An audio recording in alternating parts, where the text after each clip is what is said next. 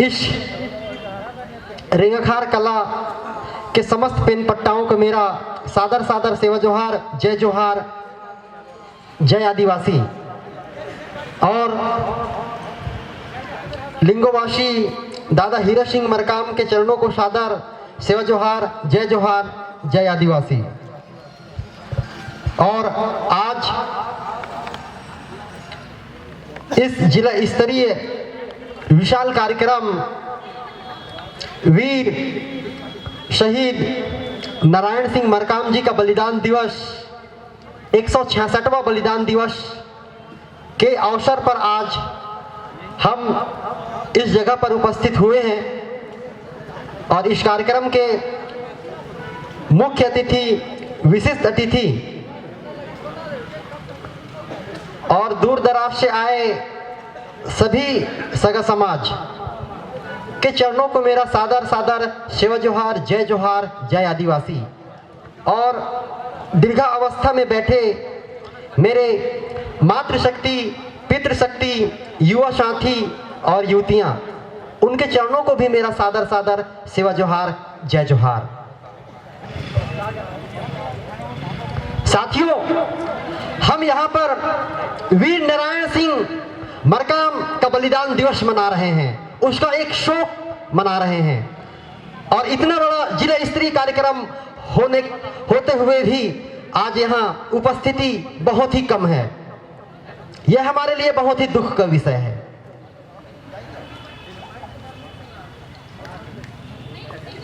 इतना खर्च करने के बावजूद डेकोरेशन, पंडाल और भी बहुत दूर दराज से जो हमारे सगा समाज जो वक्ता आए थे वे भी चले गए। हमें उनकी बातों को सुनना था। मुझे दुख हो रहा है कि हमारे बीच में ऐसे बहुत से वक्ता जो आए थे वे लोग अपने वक्तव्य रख नहीं पाए और वे यहाँ से चले गए। मैं उनके वक्तव्य को सुनने के लिए ही यहाँ पर उपस्थित हुआ हूँ। और यहाँ इस पंडाल पर जितने भी हमारे बुद्धिजीवी, पितृशक्ति जो यहाँ पर बैठे हैं, उनकी बातों को मैं ध्यानपूर्वक सुनने के लिए ही आया हूँ। लेकिन मंच संचालन महोदय के द्वारा मुझे 2 शब्द बोलने का अवसर दिया गया है, तो मैं आप लोगों के बीच में मात्र 2 शब्द बोलूँगा। मेरी बातों को आप लोग सुनेंगे। साथियों, आज हम यहाँ पर वीर नारायण सिंह मरकाम जी का बलिदान दिवस मना रहे हैं, लेकिन यहाँ पर अब तक 5 वक्ताओं ने अपनी बात इस मंच के माध्यम से हम सब लोगों के बीच में रखा। मैं पॉइंटेड उन सभी वक्ताओं का हर एक पॉइंटेड अपने डायरी पर लिख कर रखा हूं। मात्र 5 वक्ता लोग यहाँ पर मंच पर स्पीच किए हैं और वो मंच देकर के चले गए। और हम कार्यक्रम कर रहे हैं वीर नारायण सिंह बलिदान दिवस। आप पोस्टर पे देख सकते हो साथियों, यह आदिवासी समाज है और आदिवासी समाज का पहचान उसके सरनेम से होता है, उसके गोत्र व्यवस्था से होता है। और आज मैं एक युवा, एक छात्र हूं। अगर मैं जानना चाहूंगा वीर नारायण सिंह कौन है, तो आप मुझे कैसे साबित करोगे कि वीर नारायण सिंह कौन है? और जितने भी 5 वक्तव्य लोग यहाँ आए, उन्होंने किसी भी वक्तव्य के मुंह से मैं नहीं सुना कि वीर नारायण सिंह का सरनेम क्या है। अगर हम वास्तव में अपने आप को आदिवासी कहते हैं, अपने आप को गोंड कहते हैं, तो हम अपनी पहचान क्यों छुपाते हैं? क्या ये पॉइंटेड बात है या नहीं? यस या नो? किसी भी समाज की उसकी पहचान, उसका सरनेम होता है। मैं यहां पर बुद्धिजीवी जो बैठे हैं मंच पर, उनसे ही पूछना चाहूंगा कि आदिवासी समाज की पहचान क्या है? वीर नारायण सिंह तो बहुत से लोगों का नाम है, अन्य समाज के लोगों का भी नाम है, नाम है नारायण सिंह, लेकिन कौन नारायण सिंह? ये छोटी छोटी चीजें हमारे लिए एक दुख का विषय है। अगर मैं पूछूं, अगर यहाँ 5 साल का बच्चा सामने में बैठा है, अगर वो नाम पढ़ेगा वीर नारायण सिंह, उसके सामने कुछ भी नहीं है, तो वो बच्चा क्या समझेगा, उसके सामने क्या संदेश जाएगा। तो ये सब चीजें पॉइंटेड बातें हैं साथियों। हमें अपनी पहचान बिल्कुल नहीं छुपानी है, हमें अपनी पहचान को लोगों को बताना है। आज हम इस मंच पर, यह रात्रिकालीन कार्यक्रम है, लेकिन मैं बोलना चाहूंगा आने वाले जितने भी वक्तव्य होगा इस मंच पर, उनकी बातों को हमें ध्यानपूर्वक सुनना है, समझना है।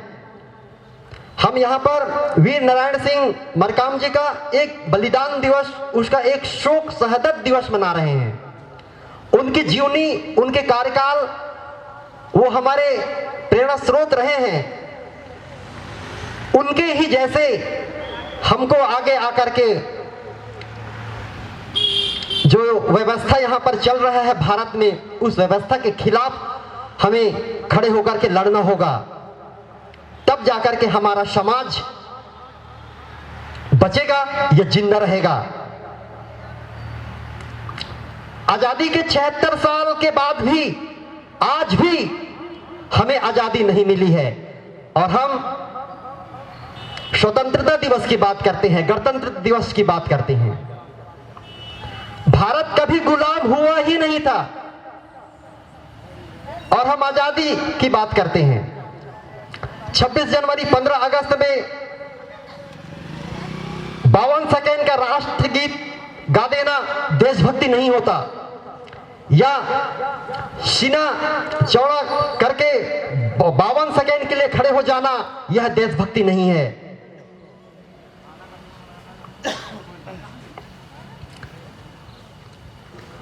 हम देख रहे हैं हमारे समाज में जब भी किसी भी प्रकार का कार्यक्रम होता है, मुश्किल से मुश्किल 1 घंटा लोग बैठते हैं शांत दिमाग से। उसके बाद वे धीरे धीरे धीरे धीरे धीरे धीरे पंडाल से जाते जाते हैं। इससे क्या है, इसका तात्पर्य क्या है, ये क्या है? मतलब अभी कुछ देर पहले यहां पर भीड़ लगी हुई थी और अब देखो बिल्कुल गिनती के लोग हैं। इससे क्या निष्कर्ष निकलता है? कहीं ना कहीं हम या तो दबे हुए हो सकते हैं या किसी के बहकावे में चल रहे हैं। कुछ ना कुछ वीक पॉइंट तो है हमारा, इसलिए हम एकजुट नहीं हो पा रहे हैं। यह वास्तविक बात है। और मैं इस मंच के माध्यम से कहना चाहूंगा सभी मातृशक्ति, पितृशक्ति, युवा साथी, युवतियां और मेरे नन्हे मुन्ने साथियों को, बच्चों को और मेरे हम उम्र वो नौजवान साथियों को जिनके कंधों पर यह भारत टिका हुआ है। भारत बनाम गोंडवाना, इस धरती का पहला नाम ही गोंडवाना है, गोंडवाना लैंड है। जब तक हमारा नवयुवक युवतियां इस चीज को नहीं समझेंगे तब तक हम कैसे विकास करेंगे? इतना बड़ा मंच, इतना बड़ा कार्यक्रम होने के बावजूद भी आज यहाँ पर युवा शक्ति बिल्कुल नहीं है, युवती शक्ति बिल्कुल नहीं है। इससे क्या निष्कर्ष निकलेगा? और अगर रात्रिकालीन यहाँ खो खो मैच हो जाए या फिर वॉलीबॉल मैच हो जाए या किसी भी प्रकार का टूर्नामेंट हो जाए तो यहाँ हमारे नवयुवक युवतियों की भीड़ लग जाएगी। ये पॉइंटेड चीजें हैं, ये पॉइंट वाली बात है। अगर किसी भी खेल का अगर आयोजन रात्रिकालीन यहाँ कर दिया जाए तो युवाओं का भीड़ हो जाएगा यहाँ पर।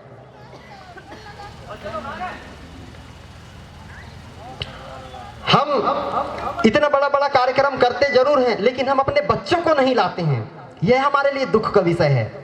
और हमारा समाज का नींव हमारे नवयुवक बच्चे, नवयुवतियां, बच्चियां हैं, जिनके कंधों पर यह भारत, यह गोंडवाना का साम्राज्य टिका हुआ है। हमें तय करना है कि हम किस ओर जाएंगे।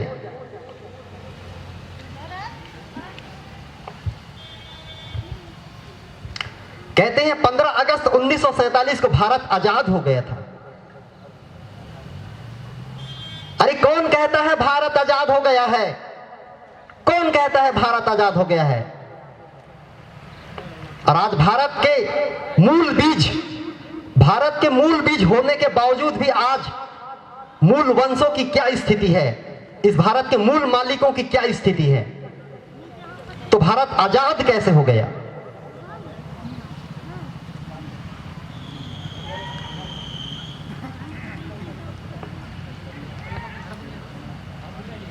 ये सब चीजें हमें समझना होगा, जानना होगा, पहचानना होगा।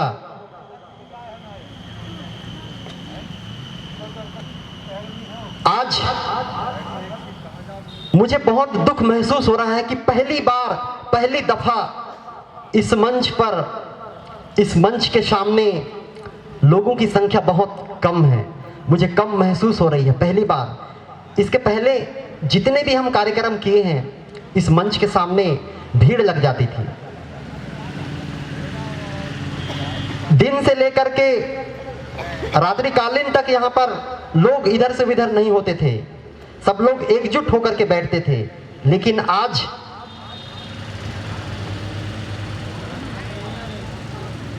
वो भीड़ मुझे नहीं दिख रही है। यह मेरे लिए दुख का विषय है।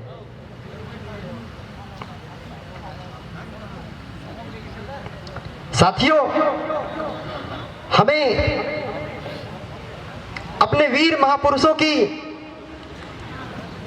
जीवनी को पढ़ना होगा। जब तक हम साहित्यों का अध्ययन नहीं करेंगे, तब तक हम अपने समाज को एक नई दिशा भी नहीं दे सकेंगे। इसलिए हमें साहित्यों का अध्ययन करना बहुत जरूरी है।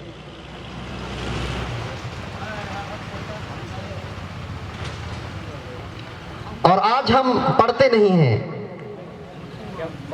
हमें लगातार हमारे लिंगोवासी दादा मोती आवन कंगारी द्वारा लिखा हुआ उनका लेख, उनका जीवनी, उनकी रचनाओं को हमको अध्ययन करना होगा। दादा लिंगोवासी सुंदर सिंह तराम जी के विचारों को हमको पढ़ना होगा, जानना होगा, समझना होगा।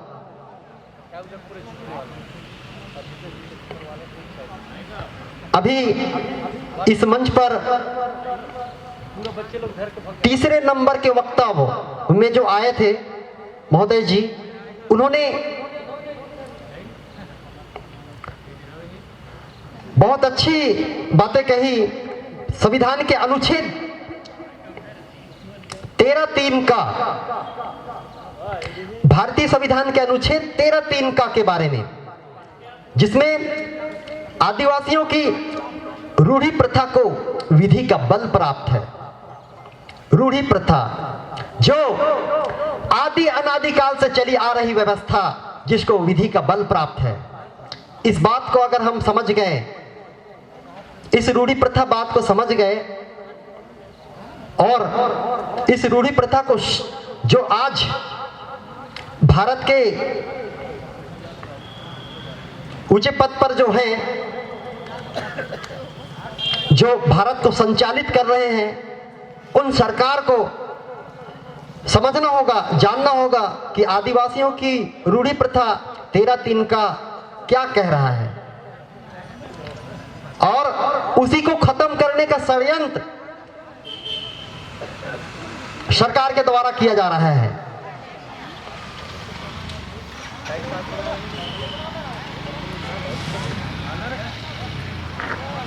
अभी जो नया बिल जो लाया है ना, उस बिल को हमें पास नहीं होने देना है।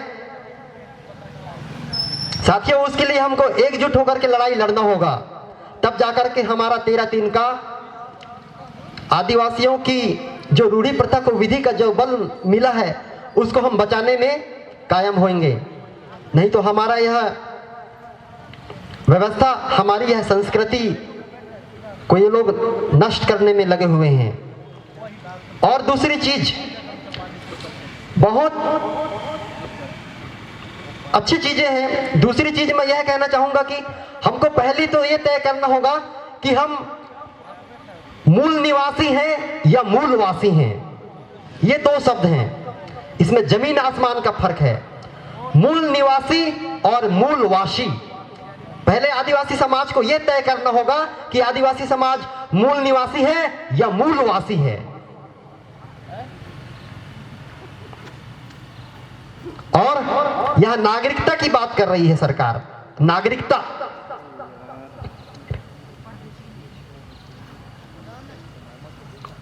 इन चीजों को हमको समझना है, जानना है। मूल निवासी का मतलब होता है जो लोग यहां, जो इस भारत, जो इस गोंडवाना लैंड पर आकर के निवास रह रहे हैं या निवास कर चुके हैं, वो हैं मूल निवासी।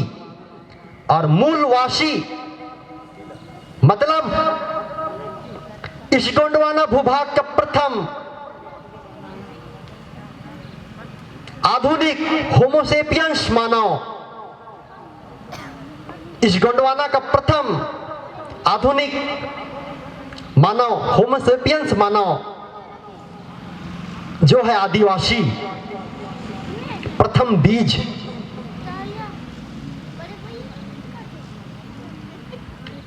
तो ये लोग हैं मूलवासी। और मूल निवासी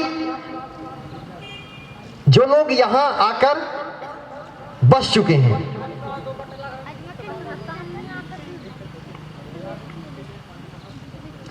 ये धीरे धीरे आदिवासियों को समाप्त करने का षड्यंत्र धीरे धीरे सरकार कर रही है। इनकी योजनाओं को हमको समझना है। और छत्तीसगढ़ सरकार हमारे इस वनांचल क्षेत्र के लोगों को गुमराह करके रखा है। आजादी के 76 साल तक गुमराह करके रखा है। साथियों, छत्तीसगढ़ भी पूरा 5th शेड्यूल एरिया में आता है, लेकिन सरकार यहाँ के आदिवासियों को बेवकूफ बनाती है कि यह 5वें अनुसूचित क्षेत्र में नहीं आता है। कुछ क्षेत्र जो है, कुछ गिने क्षेत्रों को 5th शेड्यूल एरिया में रखा गया है, लेकिन ऐसा नहीं है। हमको अपने सरकार से आवाज उठाना चाहिए कि यह मध्य प्रदेश और छत्तीसगढ़, ये टोटल 5वें अनुसूचित क्षेत्र इलाके में आता है। और भारत के संविधान के भाग 10 में स्पष्ट रूप से 5th शेड्यूल एरिया में छत्तीसगढ़ को भी गिना गया है। और उसी संविधान के तहत आज चाहे मध्य प्रदेश को ले लो या फिर हम छत्तीसगढ़ को ले लो या फिर हम उड़ीसा को ले लें, ये 5वें अनुसूचित क्षेत्र होने के बावजूद भी आज यहाँ पर जो अनुच्छेद 244 1 और 2 क्यों शिथिल है? भारतीय संविधान का अनुच्छेद 244 1 और 2 क्यों शिथिल है? यहां तो स्वशासन का अधिकार है आदिवासियों को, फिर क्यों नहीं?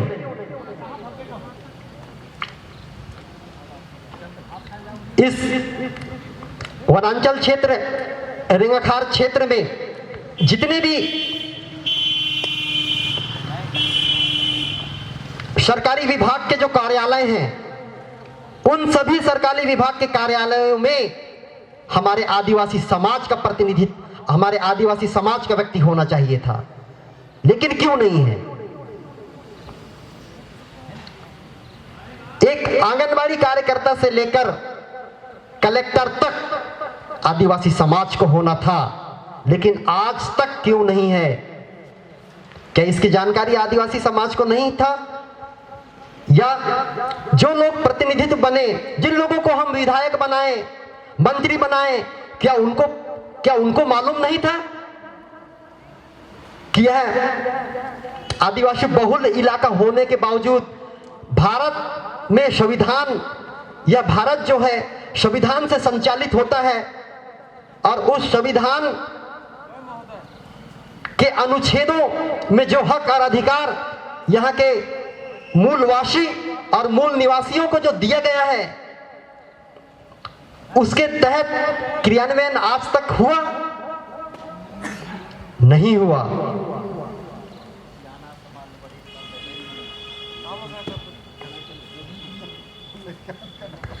जब तक हम संविधान का अध्ययन नहीं करेंगे, जब तक हम संविधान का अध्ययन नहीं करेंगे, तब तक ये लोग जो सत्ता में, जो ऊंचे पद पर जो लोग बैठे हैं, वो हमको गुमराह करते रहेंगे। आज एक चीज मैं आप लोगों को बताना चाहूंगा कि यह जो भारत है, यह संविधान से संचालित होता है। इस बात को हमको समझना होगा। इस पंडाल पर बैठे सभी बुद्धिजीवी को कहूं, या फिर इस मंच के सामने जितने भी मातृ शक्तियां, पितृ शक्तियां, युवा शक्ति, युवती शक्ति, ये नन्हे मुन्ने बच्चे, सभी से कहना चाहूंगा कि यह भारत है। भारत अर्थात इंडिया। संविधान के अनुच्छेद पहला क्या बोलता है? भारत अर्थात इंडिया, भारत राज्यों का संघ होगा। लेकिन हमारे प्रधानमंत्री के द्वारा जब भी किसी मंच पर जब बोला जाता है तो क्या बोलता है वो? हे मेरे हिंदुस्तान के भाई एवं बहनों। क्या बोलता है वो? हे मेरे हिंदुस्तान के भाइयों एवं बहनों बोलता है। तो उल्लंघन हुआ ना। हमारा प्रधानमंत्री ही उल्लंघन कर रहा है संविधान का, जबकि संविधान का अनुच्छेद 1 क्या बोल रहा है? भारत राज्यों का संघ होगा, अर्थात भारत मतलब इंडिया, या इंडिया मतलब भारत। तो हिंदुस्तान की बात कैसी आई है? और जबकि और संविधान ही बोल रहा है, अनुच्छेद 124, जो लोग संविधान की अवहेलना करते हैं, जो लोग संविधान के नियमों को नहीं मानते हैं, जो लोग संविधान के अनुच्छेदों को नहीं मानते हैं, उनके ऊपर देशद्रोह का मुकदमा किया जाएगा। अनुच्छेद 124 कह रहा है, आईपीसी की धारा 124 कह रहा है। इन सब चीजों को हमको समझना होगा।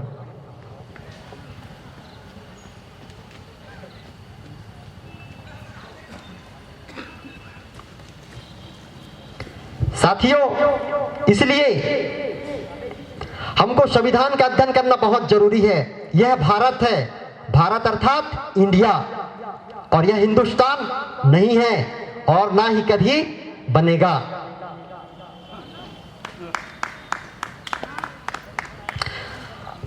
हमारे शहीद वीर नारायण सिंह का सपना क्या था? उन्होंने